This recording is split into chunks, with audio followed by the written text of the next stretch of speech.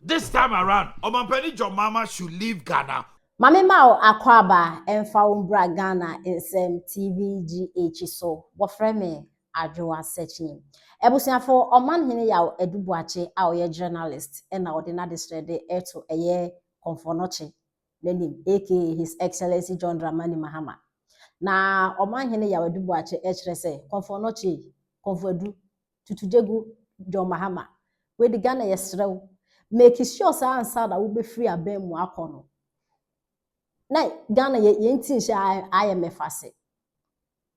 Omanhene etrese make sure pa we nko ade je legacy je wudi make sure say we beko no na Ghana ye ntin enhye IMF ase na we yen afi ho because we create gold board. Gold board no e enough institutional esese utimi e de bo my Ghana. Nti make sure say na beko no ye ni IMF. Because Abra president from 2012 up to 2016, they kwa IMF. IMF no under IMF conditions no. Na wonti me fa dwuma yefo. Youth kromi ha kemu. Omo awie school, nursing school na teacher training. Omo kemu amfi omo na odi fi abem. Na do ba no be yin fi ase ebu a youth no. Ono so ba be kono na COVID-19 na de no. During na do time na gold board no ho. Empo be hwe free SHS form of ra. Ebo my Ghana ye nneema bebre ahokyere ba no kwa IMF se wa ba no aba benye afi ho make sure say fa yen kwohyem bio because wo gold board na mo ate no kra do gold be ba mo ton mo dumi teachers ka nurses ka cocoa farmers che say nsem hu saa ntizie ne hu ade papa bi a wo ya ayese o san so de yen kwhye IMF ase se o de yen kwa IMF ase a ukotene fie obetwe wachi papa John Dramani Mahama yes Omanhene just na just yen Nkwasiasem kra ena yedi wo Ghana ha no yeti nsem o de etodwa se akora bi so we say obi yen vigilator wo hwe akora so wagya nkwan wo so munye exams IMF onye international vigilator. He should not meba. Ghana we writing exams. We are not writing any exams. Oh my economic exams I failing 17 times. Exams say, Meba, why are other countries not writing their exams? Because we are fiscal indisciplined. And now Mobaba 17 times. Me say this time around, Omanhene John Mama should leave Ghana without IMF.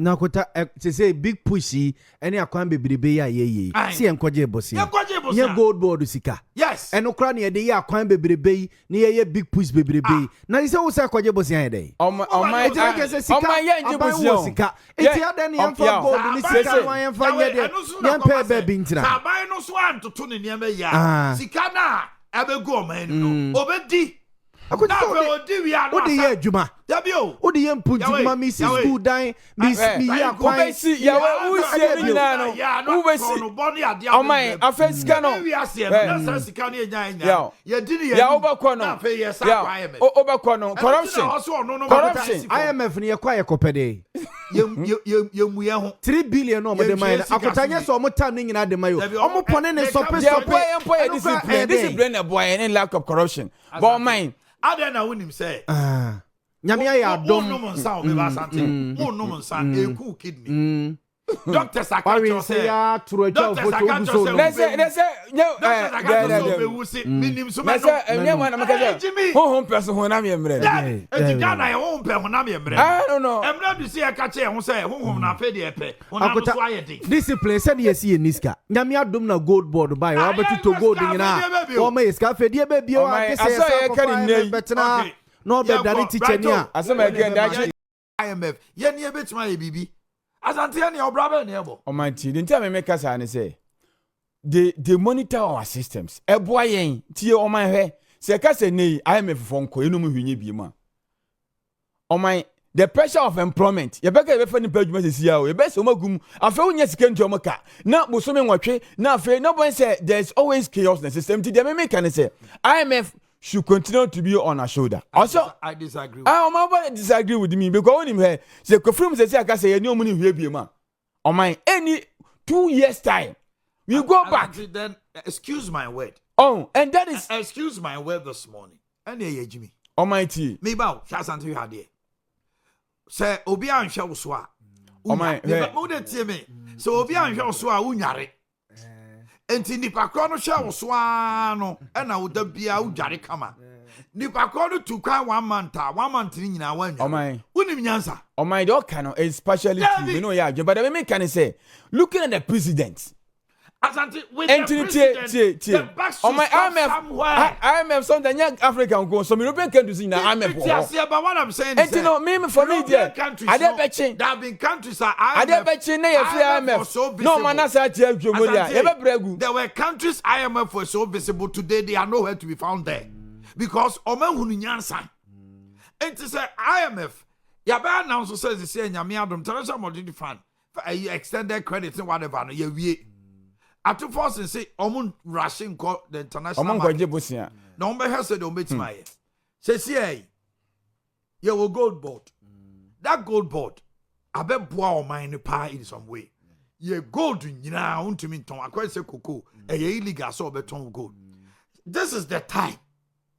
There was all man penny resetting. No, or to me, the ya quite to me, the year near my pea. Because can you now be at Ghana to me, ton gold $12 billion. Not the about man, we are just 3 billion. Dubai,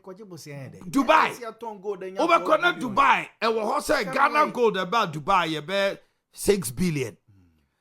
As I for the car once, gold and cost Switzerland, they about 4 billion. $12 billion worth of gold every Ghana coin. And so the Ghana banya 3 billion. This time around, Samijan Vitimbe can say within the first quarter last year, Ghana has made almost 9 billion, 6 billion, 4 billion. Yeah, yenti. We should be able to be disciplined. Because I am a giant consular no pay and you not the beer. I am a giant consular. Sabio, yeah, Jimmy. Yeah. And they are planning for no. We don't. Any quite crossing here, it's finance minister. Any quite see it. Finance minister. IMF rep on the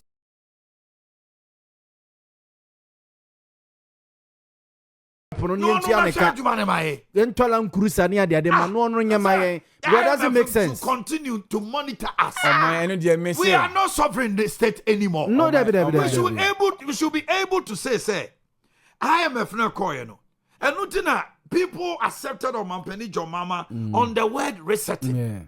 Your problems now contain society. IMF the IMF reset. In this physical indiscipline. The excessive borrowing. Fiscal indiscipline should reset. Unnecessary borrowing. Discipline on corruption. Everything reset. No, young Ghana for go see a reset yajini. The IMF and Yama and Saway pen a deco. There be 17 times a yakon. Because as long as so Mampeni Jomama reset and also failure. A good father say I'm in a hurry. Yeah. What to me cafe or say, or my no grady kind. No, Jaiho. No, my hawkway. Or my penny mama reset it. At least, why reset it dollar? Why reset inflation? Interest rate, monetary policies. It's visible. Acquiring a day, Ashas, we are seeing it. But say when to me, I reset it IMF. Whatever he has done becomes Funtus official. Because in the end, if the oye 4 years or beko na ahunchira base o sa kwa IMF much ado about nothing. Ghana for beka so edapa fu chen obia. And this is the time he should show forth. Na Ghana for who say o man penny buy o be business. IMF na ho. O buy 1.5 years. What my niema ma niema to dwama we free ho. Ghana for boy in samama. Buy yempe a good father by 2020 near free IMF. 2023 no the akura hobi. Asante, for how long should this thing continue? No. Unyare. Obi hwe so ana unyare. When you fi kama. Nipa ne 21 or 2 weeks or by ya. Unyare me fi ho kan. Unim yansa. That be asante ne ejimi. Almighty, as I make an answer. Almighty. Obi am say a point you want